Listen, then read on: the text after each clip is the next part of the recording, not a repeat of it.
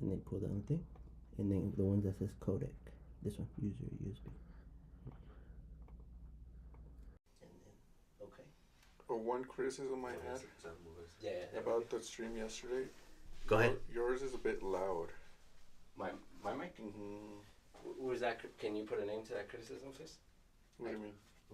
Was that you? Yeah. What do you mean? That the mic was loud? Who commented that? My sister. That's why I knew it. I can already know it. Okay. No, it's because that mic is too good. So I'm going to trim mine a little bit. Yours should be high. And then just how you use your mouth, same thing with the mic. So if it's far, they're not going to hear you. So just scream that. I'm not to say that.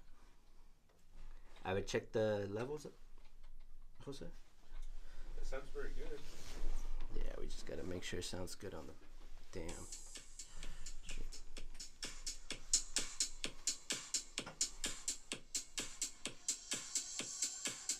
Yeah, he said there.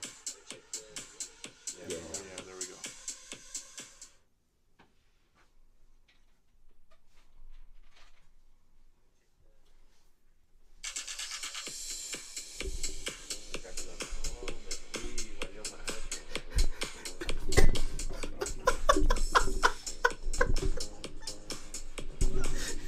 Say that again, Jose. This is why we have that thing covered. They don't need to see everything.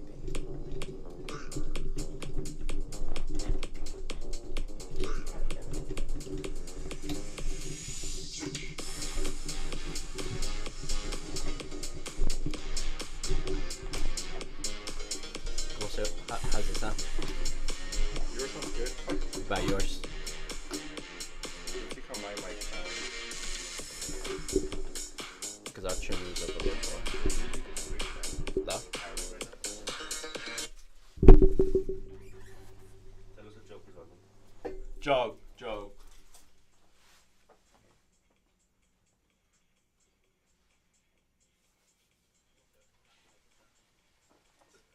Damn, the delay is heavy. No, it's still kind of low. Wait, compared to yours, it's pretty low. Alright, okay.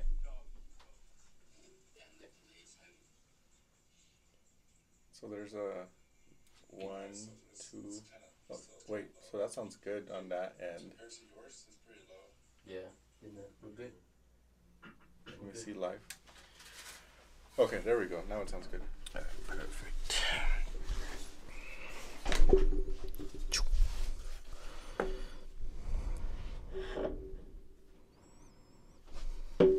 You can take off the photos, Jose, please, and thank you, sir. Please go stream Switch. That's what you were hearing in the background as we prepared ourselves to give you the best presentation that MTI can. But on that note, please go stream Switch by Katinsila. That's not a bad idea. We should put Monster for 3 hours, huh? That's not a bad idea. Super marketing. My marketing homie over there. But yeah, so and then just a couple more minutes. I don't know where the stream's at generally. Presentation that it. Oh, okay, you got it. Okay, so it looks like I'm on camera. So this is the Higher Thought Cast. I am HT or Jesus, depending how well you know me, how close you can get to me. Shout out to our engineer tonight, Jose, on the boards one time. Appreciate it, fam. Okay, Jose's getting creative over there. I like that. But as you guys can see, I got Osvaldo with me today, man. What's up? What's good, man? How you doing? Good evening, gentlemen. Good evening, gentlemen. How you feeling, Osvaldo? Pretty good. You? I'm well, man. How's your day? Not too bad. How's yours? Pretty good. Pretty good. Mm-hmm. We're missing the dinosaur head, but it's okay. If you don't mind, Jose, please. And get the thing that it has in its mouth. Super pause. I was stuck with a certain coworker today. Yeah. Work. Oh yeah. What was going on? What was the conversation? I don't even remember anymore. It's like nonsense, huh? Yeah, it's just speak with just associates, people that pass you by. People that don't matter. Mm-hmm. Like, you just have to put up the face, you know? Like, have you ever done that before? Yeah, just, front a little bit. You do that today? Today, I couldn't today. You didn't? What? No, I couldn't today. What about you? Every day, huh? Yeah. That's what I was going to say. Like, I see you putting that face every day. Oh, you think that's the face I got in? You can come in the shop. It's okay. What's to say? Who's this person? We are human. Is this your... You want this little pouch? Yeah. That amount. Little babe detail. No pun intended. Alright, just couple little tweaks. But it's good to see you, Osvaldo. The table, the mic, the cameras. It's been so long. The people missed you, man. So long. I teased our show, the last one.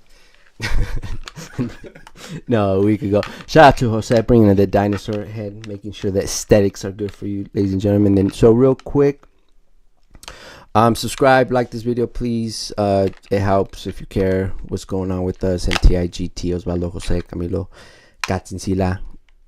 This is where you're gonna see it now. So please subscribe. Ooh, I got a second like. I like that. Appreciate that. Shout out to the chat. And just share the link, all that good stuff with family. But like I was saying, Osvaldo, it's good to see you here, man. So where you been, man? Why you always go missing on us? The mic, camera, they all love you, man. They always ask, "Where's Osvaldo? Where's Osvaldo?" It's because I specifically try to hide. They're everywhere. What are you hiding from? Everyone. Why? No privacy. No, you don't have privacy. They're always, the cameras are always on you. That's true. Yeah, that's true. That's actually valid. Like, I feel like they're on you like every week. Yeah, they are. No, they are. That's why we're here in this sweatshop of this studio. Cameras on every week, no questions asked. Like that one over there, and that one over there, like they're always on. You don't like cameras that make you uncomfortable? No, it's just like who watches them? Like who wouldn't you want to watch this? You don't have to say a name, but do you have somebody in mind that I hope they don't watch this? Everybody, huh? You don't want no fans. This is for my enjoyment. Oh, okay, I appreciate that. Same. But we can pass on the enjoyment, right? Or not? Certain people. Certain people.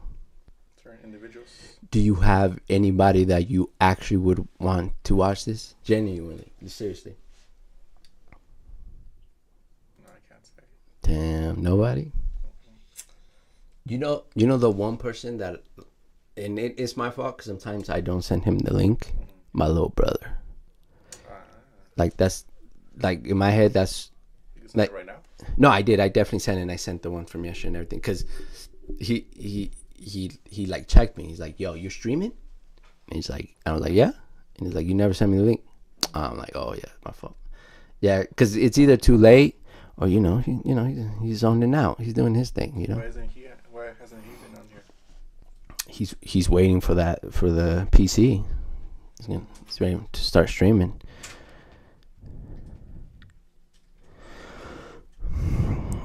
But yeah, that's why I always want to listen. But he should be coming around, and I don't want to force it. You know what I mean? Mm-hmm. Just like when he naturally just tells me like, "Can I go?" Cool, but I don't want to push it on him. Mm-hmm. Like he knows what's up. He was here when it was bare bones. When I put like the second time I brought like random stuff to start decorating. But yeah. So you don't got nobody, man, that you would want to watch this? Nope. No. Damn. Well, that's cool. So from the last time I seen you, without any specifics, is your friend good? Just to recap, I because think so. whoever was there or watched that last episode of the High Thought Cast. Oh no, it was the after it was something dialogue. I forgot. After hours. After our dialogue stream that we did, luckily the homie's good, right? But you did the good homie thing, right?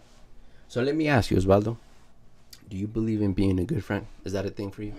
Like, do you care about that? Do you consciously make that effort? I've never thought about it until you brought it up right now. Yeah, Camilo, get new friends, man. I'm joking. Yeah, we forgot about his birthday. Isn't it next week? Or is it next month? No. Next year? I think Next year. I thought it already passed. Yeah, I think it's next year actually. Man, he Now we're fine then. Yeah, we're good. He's fine. He don't need us. Yo, you're putting thumbs up in front of the computer, Jose, just to let you know. So like, no, anyways, don't worry about it.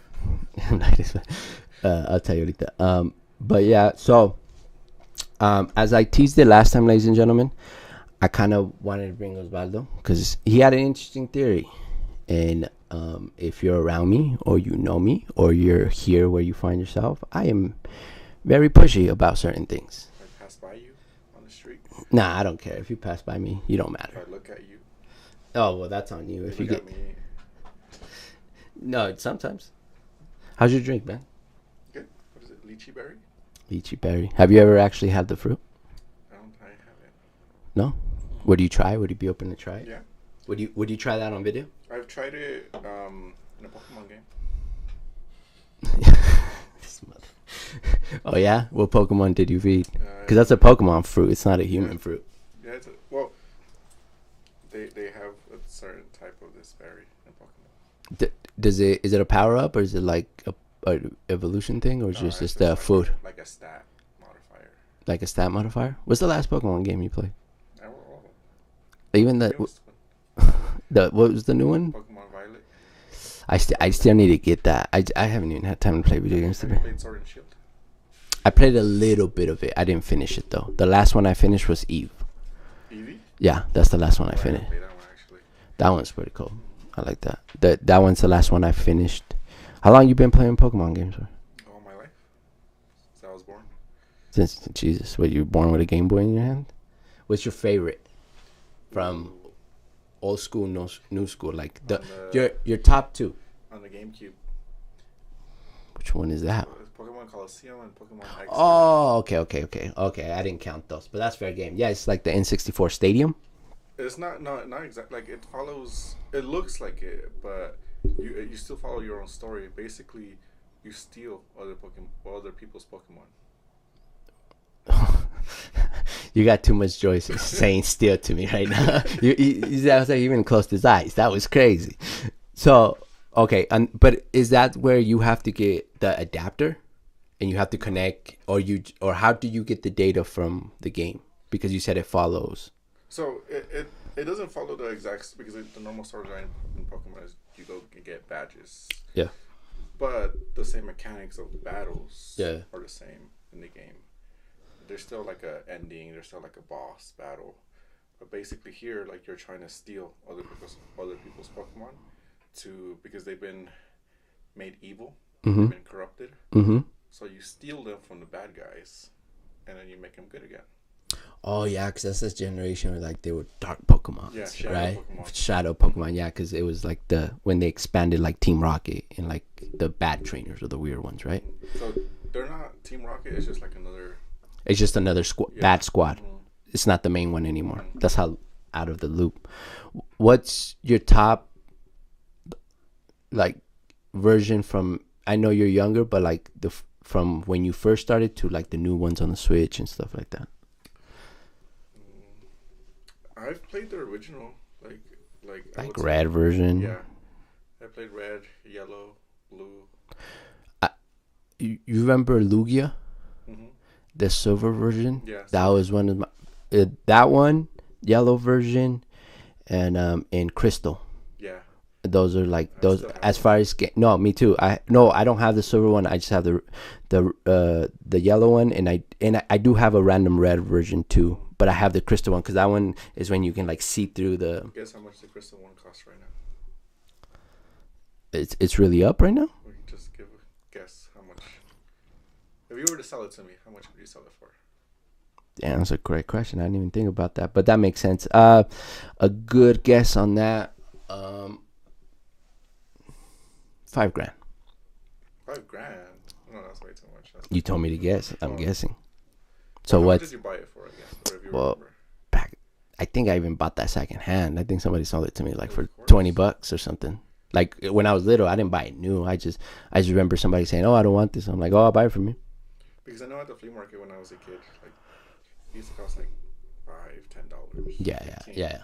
That's where I bought yellow version and red version on a random too. So right now, it's like 100, 150. Oh damn! I got 150. I know, but I just like well, mainly because I did pass in everything, and that legendary is dope as hell. But the casing on that, how you can like look through like that other Apple decoration we have, how you can see like the hardware and everything, and how everything's laid out. That's why I like that one. Yeah, see through. That's what's cool. Because in Pokemon XD, the GameCube one, Yeah, you get a Shadow Lugia, and instead of it being, you've never seen it? What? Don't tell me that. You're gonna make me go into a Pokemon rabbit hole this weekend. You can get a Shadow Lugia. Instead of it being white, it's black. Can you keep it Shadow? Yeah. What? Nah, sons, you shouldn't have told me that. That's not cool. The thing that sucks is that you can play with it, but you can't. So all the other Pokemon that you catch, you can transfer them to like the Game Boy Color games, the Game Boy Advance games, and then you could transfer them all the way to the newest games. Oh, okay. So what version is that? Pokemon XD. And can I get that on the Switch? No, it's just on the GameCube. Nah, well then that's not worth it. And then even that game is also up. Like now it costs. Sell me your Shadow Lugia. It costs like $250. No, I said sell me your Shadow Lugia, because you can transfer that, can't you? Not that one. That one. Just because he's Shadow. Yeah, you can make it good again, but it'll go back to its normal colors. Nah, I didn't even know that was a thing. Oh, I need to get a photo of that then. I need to get something of that. That's cool. Because Lugia was literally that silver and gold, those legendary. Because you remember the gold legendary Pokemon? Yeah, when like he sees it quickly in that episode. That's how, to me, that looked like the Aztec. You remember like how the color was and like how the wings kind of stacked up and layered on each other? I remember that, and it would just like fly away with the sparkles. Yeah, I'm a believer in the Pokemon mythology. Oh, that's the mythology you decide to actually believe, huh? Why? This motherfucker. Oh my god, that's funny. That's a good one, Osvaldo. Why is the Pokemon mythology the one that you choose to believe? Because we know obviously Pokemon don't exist. It's so accurate. It's so accurate. It's definitely accurate, right? The right evolution is explained, right? Mm-hmm. And how they came to be and everything, right? Do they actually tell you the origin of Pokemon? There's a whole history. So where's Pokemon come from? So initially there was this Pokemon called Arceus, and it created space, time, and another dimension. And then, did you ever play Diamond, Pearl, and Platinum? Yeah. That's where it comes from. So, Diamond is Dialga. That's the time. Turn down your phone. And then Pearl is Palkia, which is space. Oh, see, man, you need to stop telling me these things, because I'm gonna waste a half a Sunday on just going back into Pokemon. And then they just released Brilliant Diamond and Shining Pearl, and those are on the Switch. Like those are just new, but are they the revamped or the master ones? Yeah. Oh, see, I might do that. It doesn't follow Platinum, the storyline of Platinum. Yeah. But it's still pretty good. Why do you think Pokemon has been able to cross so well, and even the new generation has gone back to it? Because obviously for us, and even more for me, just because I'm older than you, like that was it. That was probably the first anime. Because I remember seeing Dragon Ball Z, but for some reason Dragon Ball Z didn't get my attention until later. But Pokemon, I don't know if it was the storytelling in the cartoons that like just got you into that. But why do you think that show of that age has been able to cross into the new generation? That's a good question. So, the appeal of Pokemon is timeless, I guess. Like, it's about collecting Pokemon. It's about being the best. It's about, again, you battle with them. So it's like connection, almost like friendships with the Pokemon. So they mean something. It's like, again, a lot of people would consider themselves collectors of certain things. Right. So Pokemon is just one aspect of that. Mm-hmm. But like, let's say you collect certain things, like certain figures. Like, what you can do with them is just like look at them, show them off. But in Pokemon, like, you can actually use what you have collected mm-hmm. and build like that friendship, like you're talking about, and actually like use them in a way, and even competitively. Mm-hmm. And then there's a whole aspect of trading, mm-hmm. sharing, battling with other people. There are some Pokemon that are like rare, mm-hmm. so it's all that. It's like that adventureness. Yeah, because now as you're describing that, what got me was the story and the adventure. Because if you think about it, Ash is a 13, 12-year-old little boy that literally leaves his house and travels like the world, or Asia at least, right? And he meets his friends, and he, like, you know, even because I'm not gonna front, what I love is that the fact, well, what worked is that they made Ash have a connection with all the Pokemon on some level. Yeah, like he was the special one that did see that legendary, or got to, like, even like the Mewtwo movie. That's still one of my favorite movies. That connection that he has with it. Or like, do you remember back then when they did like the extinction Pokemon that in that around the time they didn't exist because Osvaldo was there. I'm joking. But he found them. They came out to Peru, like Kaboo, still one of like my favorite ones. But it was the story. You know what I mean? And that's what got me, because it made you feel like you were Ash, or you wanted to be Ash, or some sort of version of that, because it just looked cool and whatever. And then now, like, every game, well, every region is based off a real place. Like the newest. So they GTA'd it basically.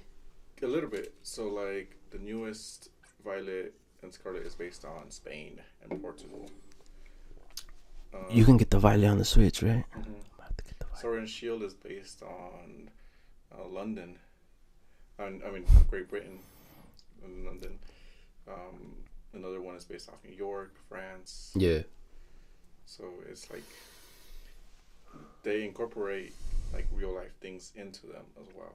So now it's almost easier to relate, right? What was your opinion on the app game?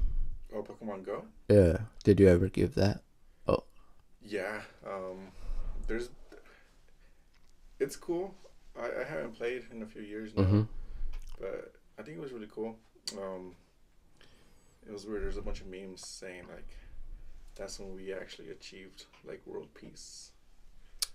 I mean, it's a meme because it's the internet, but that's an interesting little tad bit. Because everyone went outside, like everyone was collaborating, everyone was being friendly, interacting for the love of Pokemon. And even then, like there was like, it still had that challenge. So there was like gyms, and like you could go to a gym and like based on your team attack it. Yeah. And like it was crazy because like it's just a weird interaction where even like older people would be playing it. Like I remember the place I was working at, like we had people like in their 60s playing as well.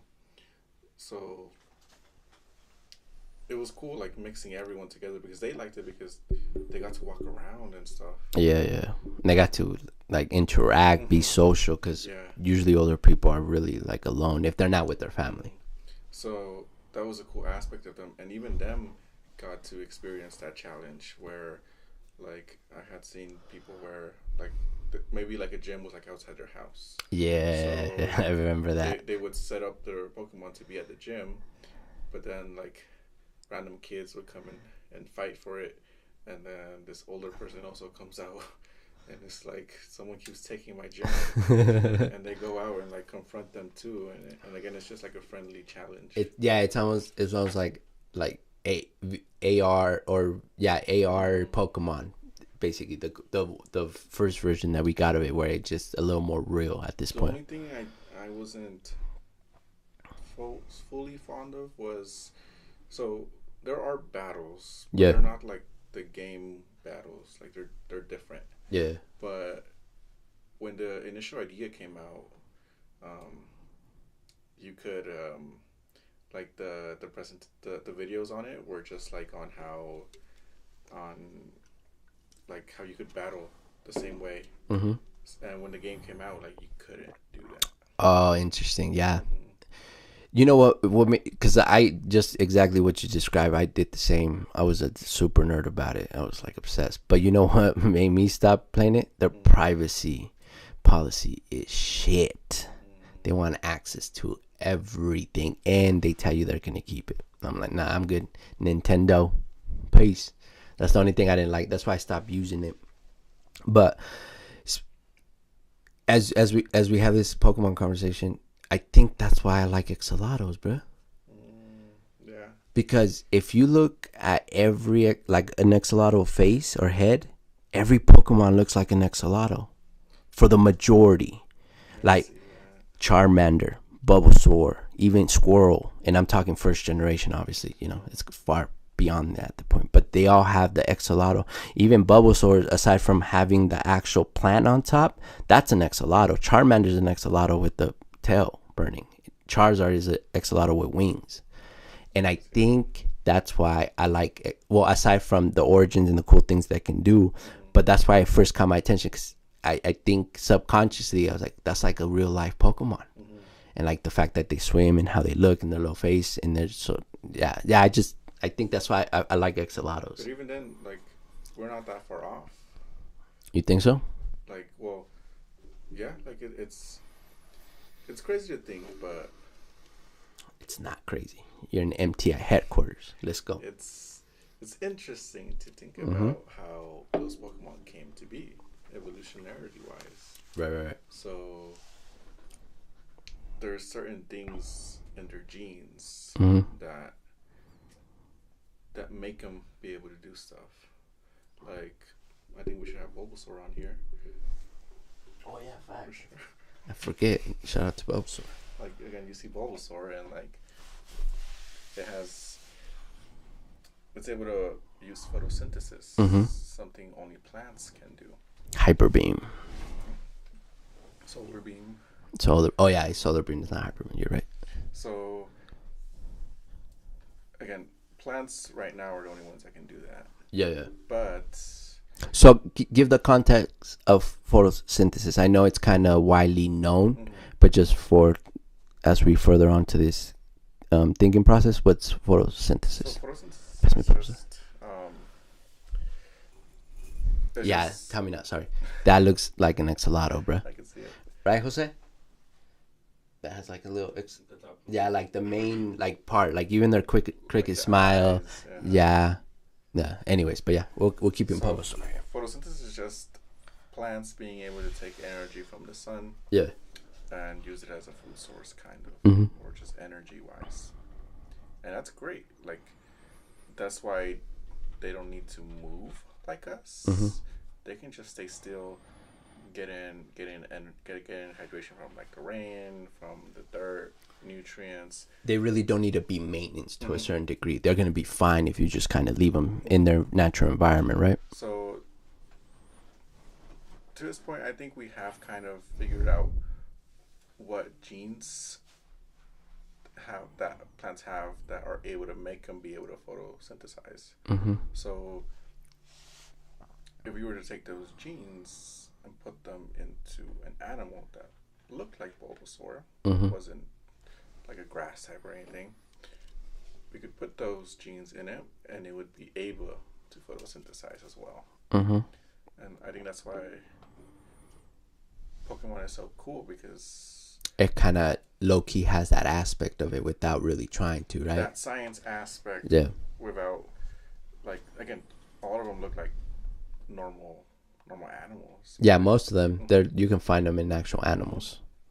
Pidgeot, that's a bird. Yeah. So it's normal animals that we have in real life. That's what I was saying. Yeah. How much I believe in it. How much I believe in Pokemon being in the mythology of Pokemon. Yeah, of course. He's trying to piss me off, folks, but I'm not gonna let him. Work to Jose. We're gonna stay strong out here. Keep going, Osvaldo. So, again, if we're able to do that, we could basically modify even any living being to have whatever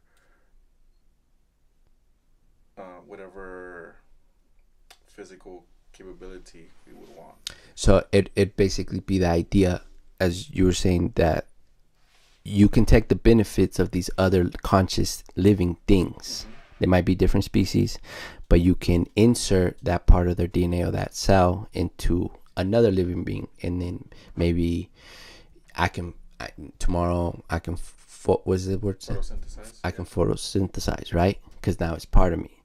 So what makes you wonder when you think about this and just you kind of running into this theory? So the current technology we have now, like, it has to start somewhere. Right. So the technology we've been having now is we're able to get DNA and modify it.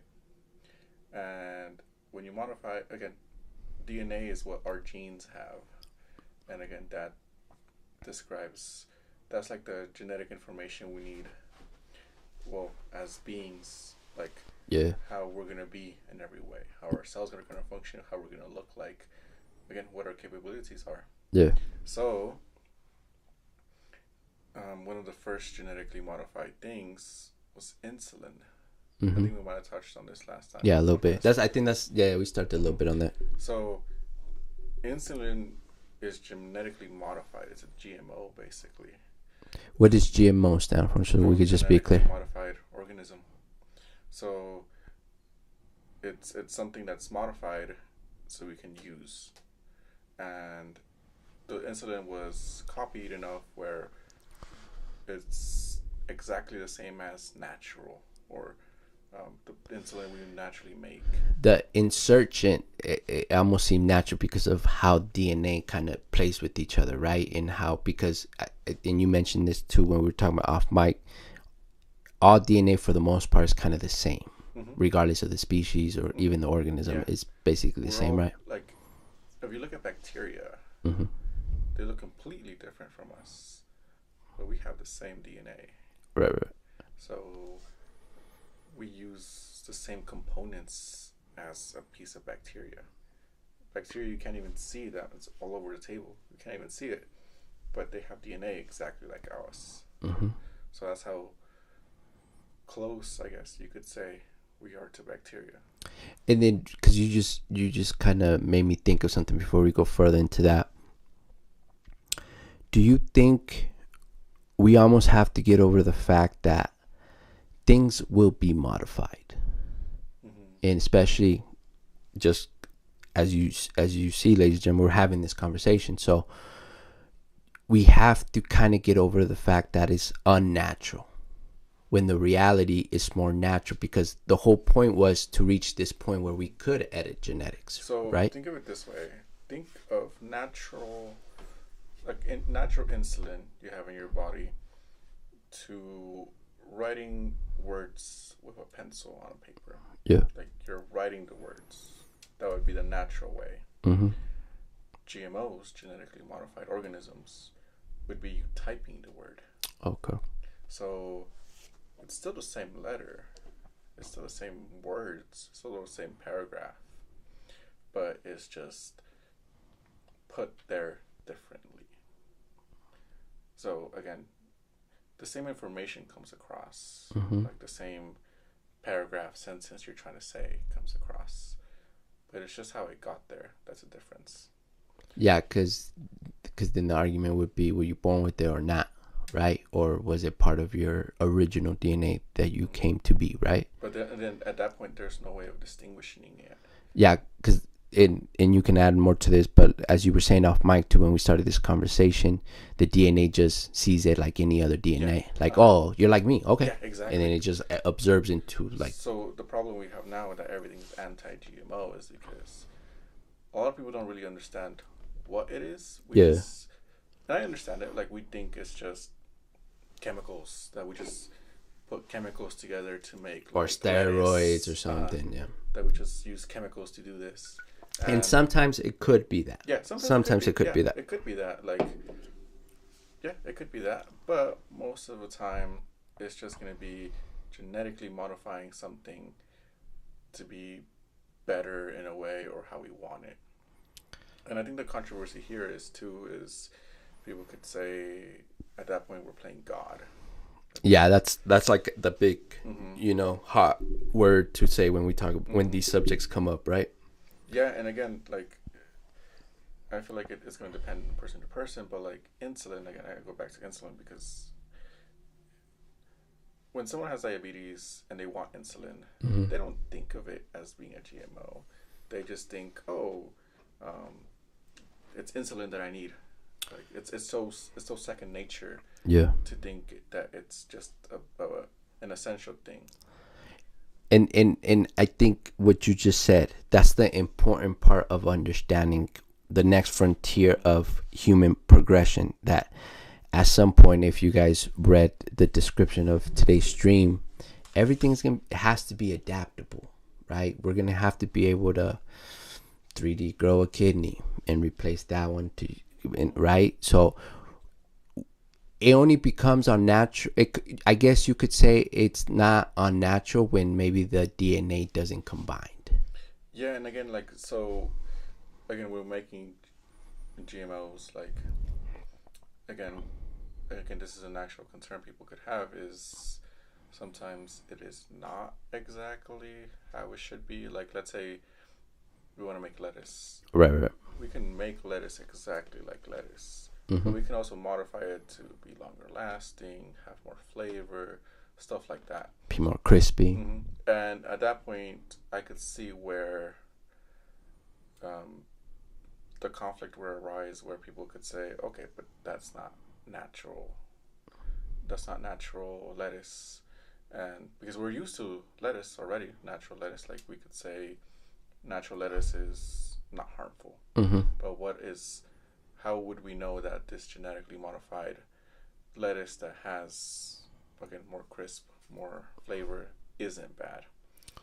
Because as far as I know, genetics, could they trigger something down the line?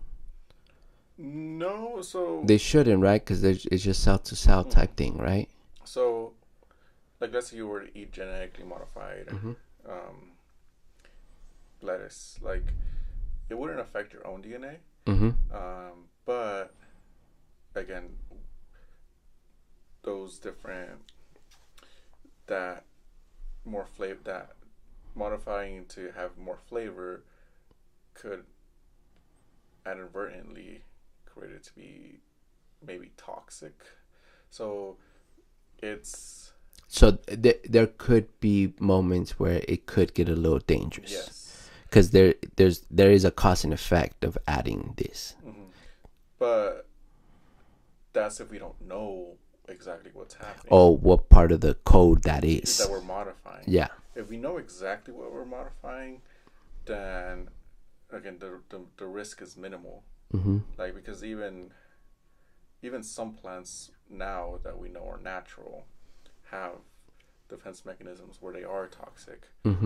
And yeah, definitely, we could go into them and modify out the toxic part. And again, at that point, they're not natural, but they don't have any toxic either. Yeah, and just to kind of close that thought, we have to start getting used to that adaptation and modification is part of our nature. Because, and please, if you disagree, jump in, because there's a reason why we're here. Because we were supposed to be able to do this. Obviously, we're finally materializing the science as you're describing, but that's our nature. And I know you might, like I said, disagree, jump if you disagree, but we were supposed to be here. So to me, that's natural. That's just like taking a deep breath, or my body naturally sighing without me knowing to balance out my stress. Because I see it just as using resources. Again, how we're using insulin. Like if we didn't use insulin, people would be dying of diabetes all the time. Facts. And now people live regular lives like nothing. And that's kind of the interesting part, because if we talk about us using the benefits of these other living things that are not directly our species, especially when we talk about us and modifying us, where does your head go as far as kind of theorizing about that? So all of that is just speculative, but of course, all theorizing, ladies and gentlemen, all theorizing. So again, how we're able to modify Bulbasaur, we could potentially modify ourselves as well. And that's already kind of happening. Again, designer babies, we're able to... Who wants one? Because even now, like, we're able... Like, so we've already mapped out the whole chromosome, like, the whole genetic information of humans. So we already know the whole genome, basically. We don't know exactly what each part does. But you have the layout of everything, basically. Yeah. So next step would be, how do we specifically modify things to know certain things? And certain things are happening now in babies. Like, we can know if they're going to be born with any, I guess, disabilities or mutations, because we're able to look at their genome, or even certain signs that will say that their DNA is mutated or changed in a way. And we're able to predict, again, we can't fully predict 100%, but we can predict if they would be born with a disability or something. So we're already really actively using there's a normalcy to almost, right, at this point? And I feel like, I'm not exactly too sure, but I think we're getting to the point where we can actually modify what those mutations, I guess, right, and make them, well, I guess, normal, maybe. I guess those would be the first steps, but then after that, what if we don't want to be normal? What if we want to code for specific traits? What if we want to have blue eyes? What if we want to have certain hair color? So at that point, that's, certain abilities. So that's when it would be, again, that's when it would be designer babies, where you can design the exact baby you want. And then, well, I guess those will be the first steps. Yeah, and it's thinking about it in the way where it can become our tools. Because when we use the word designer, it's almost like a superficial way of kind of thinking about it. I mean, I know it's like the hype word right now as far as this subject line, but it's thinking about the tools that another living thing has that we can use to space travel, to go explore volcanoes, as we were speaking when we started this conversation, to time travel safely, right? Because I think that's another thing, close. And just being able to, because if I can take a plant or a tree or whatever's considered a plant, and how a plant, how you were saying, turns light into energy and does that automatically, we can go probably to the bottom of the ocean safely, right? Or if we get any sea species and we modify it to us, we can breathe longer, we can hold our breath, we can become better swimmers. Or shout out to Hector, if you're listening, fam, you're on this podcast next. But Hector told me there's in killer whales, big blue whales, they have the cells that kill cancer. Imagine being able to do that.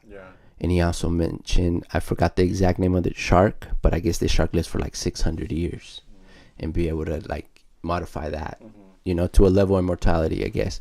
So the idea is, if we have this technology, aside from the superficial thought of it, that's going to happen without saying, because we're humans, right? But what if we can genetically modify ourselves, that some fungi is in a part of us and it eats radiation? we don't need a spacesuit technically no more, right? Maybe the oxygen somehow, but for the most part, we don't need that level of protection. And just the possibilities of that and the benefit of that. Yeah, so all of that, again, speculative, but Theorizing. We're not scientists yet. It's possible. Again, it would be hard. Like, we would have to figure out what specific genes in those, like in the whale and the mushroom, what specific genes code for that certain ability, and then put it into our genes. But even then, putting it into our genes, it's also a complication. So we don't know. Again, this is where we have to get to. We have to figure out exactly what our genes do. Every bit of it, exactly. That way, when we insert again like that, the modification, adaptation, those modifications, that they don't disrupt any of the other genes or stop something working from working, or just or any, let's say we get the gene of that modification, right, put it next to our genes.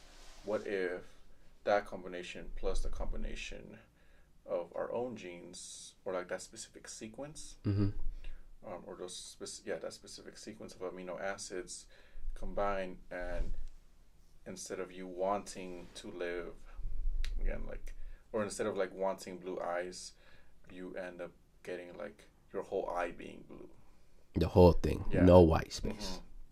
So it's stuff like that. Like, again, it could be as minimal, I guess, or as that, but it could be as dangerous as something else, right? For sure. And is that because we don't have the technology to really go through the millions and billions of code that is in our helix and really break it down? Because it just is that the main reason? We've mapped it, but again, we don't know exactly, like, because our DNA is full of amino acids, and certain sequences code for different things. So if you look at... So is every strand a piece of code, basically? Or how would you kind of, just to give us context? The strand has... millions of code inside of it, basically? Yeah. So like it's like a bunch of code in one strand of of the helix. You could think of it as a strand of DNA being like a book. Okay. I'm with you. Go ahead. So if you look deeper in, again, you find paragraphs, you find sentences.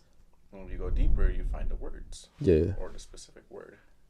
So, same thing as like, if you look at the English language versus the language of DNA, think of how many words we can make with the English language, or how many paragraphs, the number of combinations. Wouldn't you say it's a lot? Yeah, definitely. Now, DNA would be like 10 times that. So the combination possibilities are almost endless. Yeah. So would it be up there in the trillions if we wanted to put a number on it? Yeah, like it would just be super high, where, like, again, our words, like, let's say our most longest word has like 15 letters or something. Okay. In DNA, the longest word is like hundreds of letters, and that's just for a word. So how long does it take to map out just with human power? So again, I feel like this would be like an AI discussion or something, but just right now, just with human power, just obviously we definitely still use computers when we're mapping these things out, but what's kind of, what have you seen, because you know you're studying this kind of stuff, you're going to school as we speak. What's the manpower as far as that? What's like the time? What could we do right now? So I think it's minimal. Like we mapped out the whole genome, the human genome, like in the past 15, 20 years. Yeah. So it's been a while, a bit. But shout out to CRISPR. So that would be the new technology of how to actually implement any modifications into our DNA. In a faster way, I'm assuming? Yeah. In an easier way? Faster, more concise way. But currently, I would say where we're at is just figuring out what certain combinations do. Like you're just kind of trying. You're taking one piece of code and then taking this and then let's see what happens. Yeah, type of thing. We're just looking at a piece of code, a few. So letters, a lot of trial and error basically right now. A few letters and being like, okay, what can this mean? Or if we break it up, what can these two pieces mean?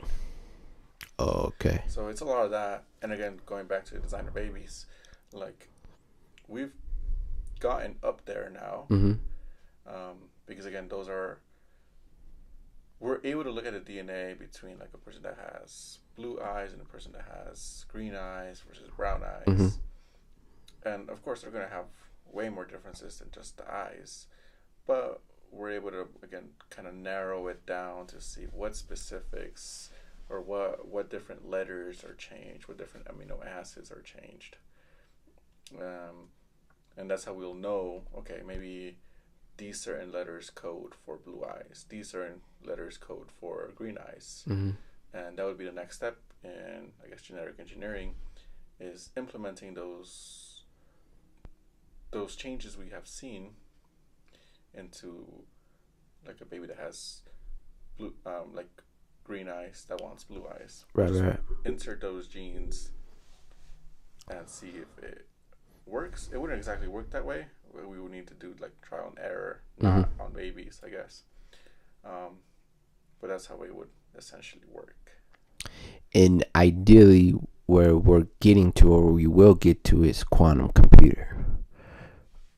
Right, with this conversation, because as far as the things look and the theories on that is that quantum computer has the speed and power to go through a bunch of different codes. Yeah, so and for sure. So right now we're also using the quantum computers that we do have. Yeah, the level of it, right? We are looking for, I think currently we're just looking at specific sequences to look for like diseases or things that could cause. Just much more simpler almost, right? It's not going through billions amounts of code at a time.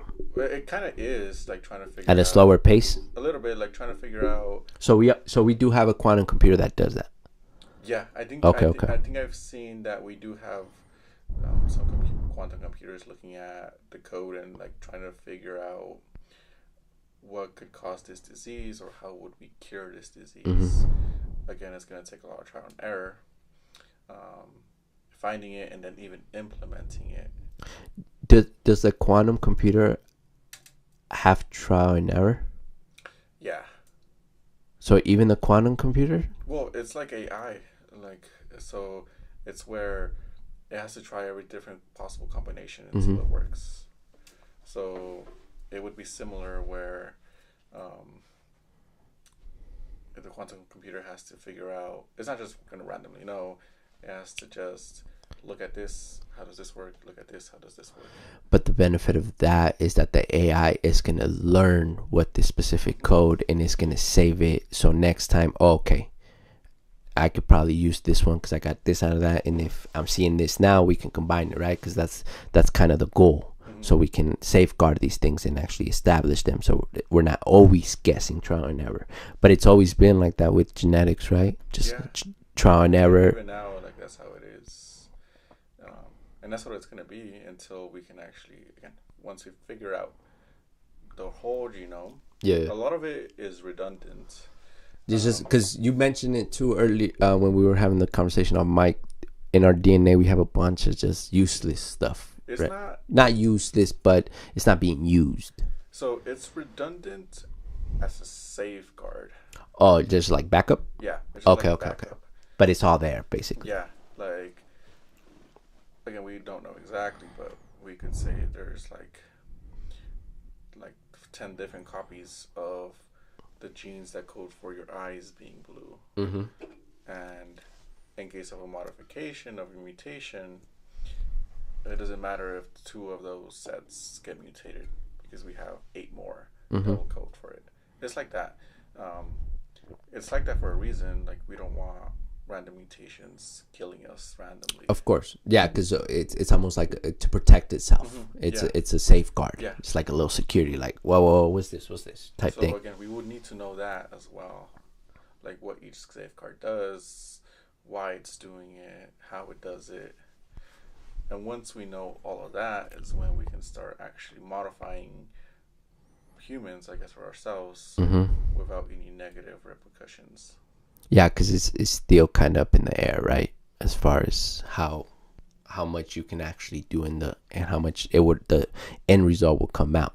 And again, like we were talking about earlier, like at that point, if we're able to add in photosynthesis into our genes, where we don't necessarily have to our skin could turn green and photosynthesize. We could have our skin be normal color, but just have the option of photosynthesizing. Turn it off and on. Or even, I think I mentioned this, like archaea. Oh yeah, talk about archaea, because I did a horrible job explaining that last. I couldn't even remember the damn word. What's archaea, man? Love that thing. There's like bacteria. There are prokaryotes. We have eukaryotes, which are us. It also includes fungi, animals, plants, and then we have archaea, which initially were thought to be like bacteria because of how small and single-celled they are. Yeah, like they're very similar. Yeah, but looking at their DNA, they are more similar to us, to eukaryotes, than bacteria. But they have certain characteristics that make them different, right? So even though what makes them so cool or fascinating is that they are very resistant. We found them like at the bottom of the ocean in volcanoes. So, and again, they're just single-celled. So they are like their DNA is relatively simple, I guess. Yeah, you could say, compared to ours. So if we were able to look at that DNA, figure out what makes them so resistant, get those genes and put them in our genes, we could possibly implement their abilities into us where we too are resistant in those ways. And it could just be as simple as modifying our own cells, where all our skin cells are more temperature resistant, more pressure resistant. Underwater can go in a volcano and be fine. And again, like all of that, like, and again, we still have to study way more. But of course, there's still a lot of work to do to even materialize that idea. Again, this is just like we're theorizing. So it could just be maybe you just need to modify your skin cells. Or it could be we need to modify our whole cells, like every cell in our body. What would be the best? Well, I feel like if you could pick one. I don't know, because like it would be like, again, like let's say we wanted like temperature resistant, where we live in a volcano, right, or swim in a volcano. It might just not be our skin that needs the protection. It might even be our organs that need the protection, our bones that need the protection. Yeah, no, it would definitely have to be everything. If we're talking to try to go live in a volcano, because your bones do get hot, your organs get hot too. Yeah, so it would be that. It would be basically, again, at the lower end, it could just be like you have more resistant skin to cuts. And again, that's a great modification. Of course. Because some people don't even have that anymore because of their general health. So it would be like, how do we make our skin stronger? They could start like that, and then again, with more trial and error, more speculating, more advancements in technology, there could be a possibility where we could engineer all our cells, including bones, organs, to look exactly the same, but have that resistance. Yeah, and when you brought this idea, this theory, this epiphany that you had, that you presented to me, and right now when you're describing this, I think one important way we got to go with this conversation is that everybody likes to speak about AI. And I'm with them. I truly believe it's the next advancement for sure. And that's going to happen too. But we seem to be kind of skipping over this part where we can do stuff like that, where we can, damn, I literally just lost the word, but where we can literally hack our biology or our genetics for these benefits, where we're still carbon life forms, right? Because as soon as AI, that's when that's carbon life form, we kind of lose some of that because it's part of that, and that's a different conversation. But biohacking, that's the word. And I think we're kind of, I'm trying to understand why we're going straight to AI when these steps I feel should be first, where we can use other adaptation, other modification that are still carbon life forms, and we can still kind of keep that integrity almost. Because I'm not saying the AI part wouldn't be part, because as you guys know, I'm with the AI stuff. I want to be a robot, you know what I mean, whenever that happens. But why do you think we're skipping over that? Because just even on a simpler context of table, like fasting, to me that's a biohack. Because if you fast, you give your if you do it the right way and you do it the amount of hours and you literally just drink water and maybe black coffee, where you allow your body to rest and recover and remake your DNA again, right? That's a biohack that you can just do from fasting and not allowing your body to process any sugars, any salts, or any carbs, right? That's biohacking. So from your perspective, why do you think we're skipping over that? And we're like, it seems like AI is everything. So, like, again, like designer babies, I guess. Back to that. Yeah, of course. I feel like that can be done without AI. Me It's too. already kind of happening. It's definitely happening. Just on the disease level, the fact that they can see if the kid is going to come out with certain things, they do the test, like they test your bone marrow already, right? I think that's how they do it. I'm not sure exactly, but I think it would just be DNA. Most likely, I think it would just be. Where'd that bone marrow one come from? I heard it somewhere. That could be for like stem cells or stuff. Stem cell. Oh, okay. So it's like that. So we wouldn't need AI, but I think AI would just. It's almost speeding, like you said, it's almost taking out certain steps that we seem to struggling now, and we're probably going to continue to struggle for a couple more years with them, like the toxic part or triggering something, because it's the carbon life form thing that kind of is delicate and fragile at the same time, right? Because with AI, you have full almost control. You just have to be okay with losing some of that carbon life form part of you. So again, so like designer babies, we could, like, that can be done without AI. We can figure that out. Yeah, that's just straight modifying the genetics, right? So when AI would be needed is, I feel like AI would be needed how we were talking right now, where we want to implement a gene from a completely different species, from a completely different, like a non-eukaryote. Like when you start like thinking outside, right? And even then, even if it is a eukaryote like plants, it would also be pretty hard. Yeah. So, but it's not super hard because I think so. Right now, we're able to bioluminesce. Okay, break that down for us. So, jellyfish this is how this. I love jellyfish. They're able to bioluminesce, turn blue, turn green. I think octopus can do that too. I think they can do that too. That's more of a camouflage. It's a camouflage. You're right. No, you're right. But like fireflies.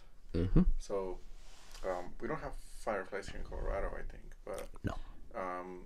In certain parts, like the United States, I guess. It's a southern thing, right? It's a coastal thing almost. I think I want to say. Exactly. I think it's like a southern thing, like we're alligators type thing. But like it's weird because so what ends up happening is that if you're driving and like you hit bugs all the time, mm-hmm.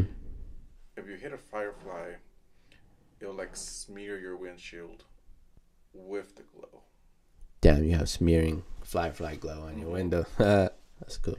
So, again, it's the same process kind of with jellyfish and fireflies, where it's a bioluminescing factor trait. Yeah. And that's always been cool. It's like, okay, like that's cool. Like, but we've gotten to the point where we have genetically figured out what those genes for that bioluminescence is, and we've been able to put it in animals now. We have cats that can bioluminesce, rabbits that can. Oh, those are the images you were showing me, right? Oh, you imagine buying a cat that turns green. Yeah. So, and one of the new advancements coming out. GT needs to start selling glow in the dark cats. That's what they're doing. So they're about to start selling bioluminescent plants. Like, okay. So you could have a plant just chilling that, and it's like it just start glowing. Yeah, it's glowing. Oh, that's cool. Actually, so that's the point we're getting now. Yeah, we've had this technology for like the past 15, 20, 40 years. 20, 40? There. Yeah, a while now. But now it's getting so available where we can get bioluminescing plants. Right. And the benefit of that is, the benefit for that is basically we've been using it to mark certain cells. To keep track of them almost, right? Yeah, keep track of them in a medical aspect. In case we want to know how this hit out, these cells are doing compared to these cells. We could inject like a blue coloring into healthy cells and like a red coloring into cancerous cells or something. And from there we'll be able to tell the difference. So we're able to do it at that minuscule level. We're just coloring plants. I mean, we're just coloring cells. But now we're able to do it large scale where, again, we color cats, rabbits. Yeah. And we could even do that to ourselves at one point. And the benefit of that, too, is it doesn't have to be permanent. There's a time limit? You can put a time limit on it? Yeah. Damn, we got that good? Yeah. So if you want a cat with 6 months of good lighting, you got a 6 month glow in the dark. Yeah. Walking cat. It could be, again, I don't remember the exact specifics, but you could put a limit or there's something that needs to be introduced, like something you eat or like something that would eliminate that those genes, or for them to not eliminate the genes, but for the genes to turn off. Yeah, so that doesn't happen again. Okay, so shout out to, I think we have one viewer, but we've had 3-5. Shout out to y'all. So I think a good place to kind of wrap up the conversation is how you said earlier, playing God. You know, that's the things they like to use when these conversations or questions or ideas come up. So morally, to you, what is that, if anything? And then the engineer is leaving us, ladies and gentlemen. So if the thing comes back, blame Jose. Sight. If those thumbs down, if those thumbs up, stop. Let me know. All right, Jose, get home. Say appreciate you, fam. Have a good one. Yeah. So where do you stand on that morally? Because yes, I hear you from the science perspective. I hear the robust curiosity for it. Oh, I should ask Jose. Jose, where you going? We got a question for you. Sorry for the screaming, ladies and gentlemen. The CFR engineer. Good night, Jose. Come here, Jose. No, I think we lost him. Okay, I think he left. What were you gonna ask him? So, genetically modified meat. Oh no, you should never ask Jose. That's what I wanted to ask. So, I know Jose is already against it. I don't know. What are your thoughts? Well, me? I think it's easy to be against it. And I understand the harm it causes on the farmer level. I don't know, but we're a really big country, man. And it's hard not to understand the justification for that. The only thing I would say is that I would really want to know on the health level and how it interacts with our bios, you know. But I'm not really against it. I understand it sucks for farmers and stuff like that and others think, but if it's not gonna really harm us or like cause some sort of cancer in 10, 15 years from now, no, because I understand it because there's so much of us. He is here. Jose, yo, call him. Jose. We have a question before you leave. The chat wants to know Jose's perspective. Jose, come here. Don't leave. Jose, hopefully the engineer comes back. But I can't say I'm against it. I just understand. And, you know, I can't be against it because it's almost needed. It's the only way. Jose, come here real quick before you go. We got a question for you. Jose. Only at NTI, we have to yell at our engineer to come back. It's all good. Oh, here comes Jose. Come here. Open the door. Oh, he's playing with us. I don't know. Well, who knows if he left? But if he comes back, we'll ask. But I don't know. It makes sense why it's needed and why it has to be that way. And it almost seems easier and faster. So what's your take on that? Again, if we can genetically modify it exactly like that, Mm-hmm. again, I don't see a problem with it. Like, it's gonna taste the same. It's gonna essentially be the same thing. Yeah. Except it's not coming from an animal, basically. Jose! Nah. Damn, is this room really soundproof? Mission accomplished. So you were saying, so if you can modify directly the same, you don't have a problem. Mm-hmm. As long as it's 100% me. Because we could do that, right? Or are we not there yet? We are not there Are we yet. still like just with the steroids and stuff? Well, not even that. Like, no, I don't think we're there yet. Yeah, I don't think so. And I think that's why people feel so strongly about. Because I think there's some funny stuff going that it is going to affect us later on. Because I know some of the ones they have out now, they're using. I think they're using plants, I guess, Mm-hmm. that have. I can be wrong on this, but I think what was happening there was they were looking at the genetics of what makes meat taste the way it tastes, Mm-hmm. and looking at certain plants that could replicate that taste. Mm-hmm. So, and kind of look like it. Right. So, I think what we have now isn't making meat; it's having it taste like meat. The future is sick, bro. So, That's a sick thought to think about. mm-hmm. So yeah, it's we're not there yet to make the meat, but we are there enough where we can kind of figure out how to make it taste like meat. Okay, so is that where you stand on everything else as far as modifications? What do you mean? Are you morally okay with it? I think so. I think it's just at that. If you want to be against it, you would have to be against every genetic modification, meaning that we can't look for diseases, we can't prevent any diseases in babies or something. We can't be using insulin. Mm-hmm. We can't be using anything else to, again, make medicine better, I guess. Right. I feel like that should be the main priority, would be medicine. Of course. Of course, over time, once it gets more accessible to people, again, that's when designer babies would come in. And then later on, how we were talking about with AI, future modifications. Yeah,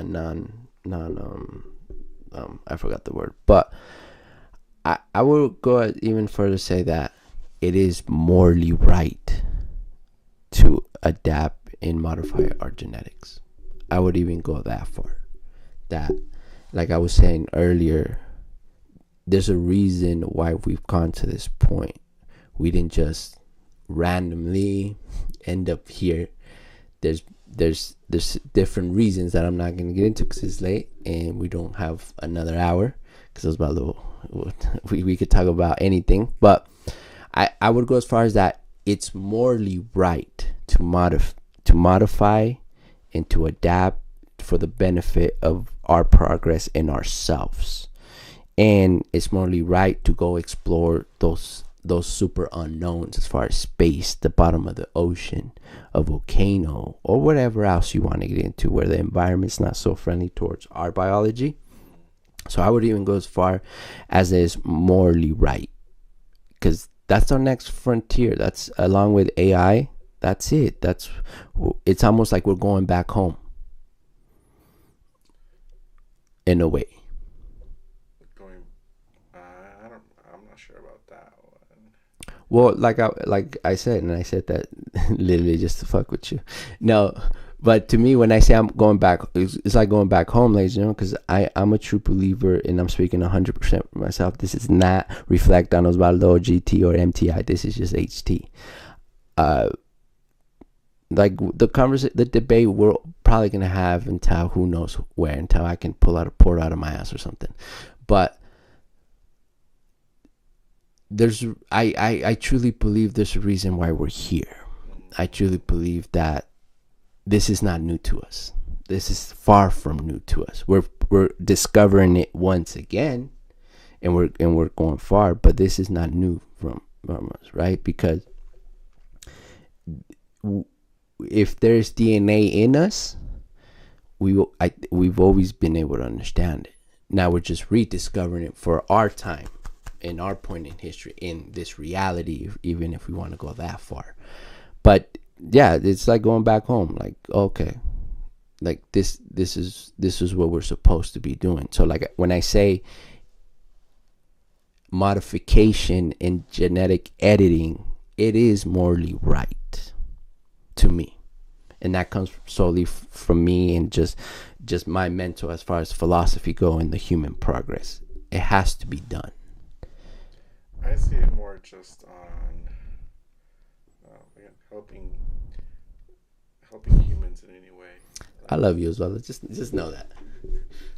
I see it more as a way to end disease, famine,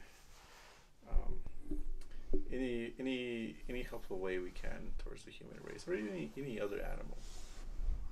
Ladies and gentlemen, that is called balance. That's why you should get a good team around you and keep that balance. But on that note, ladies and gentlemen, please subscribe, like this, go follow Katzinsila on all platforms, go stream Switch, Monster, new single coming soon. And like I said yesterday, the stream is moving directly to Katzinsila's YouTube, so go subscribe. We got 21 subscribers on that on his page right now, so go like every video. He's dropping every episodes from the prior streams of his live mixing that we were doing on Mixcloud, so please go follow that. And appreciate everybody's time. I think the highest we had was 4 or 5 or 6, so shout out to the 2 viewers right now, shout out to the chat. And this has been another episode of the Higher Thought Cast. Peace.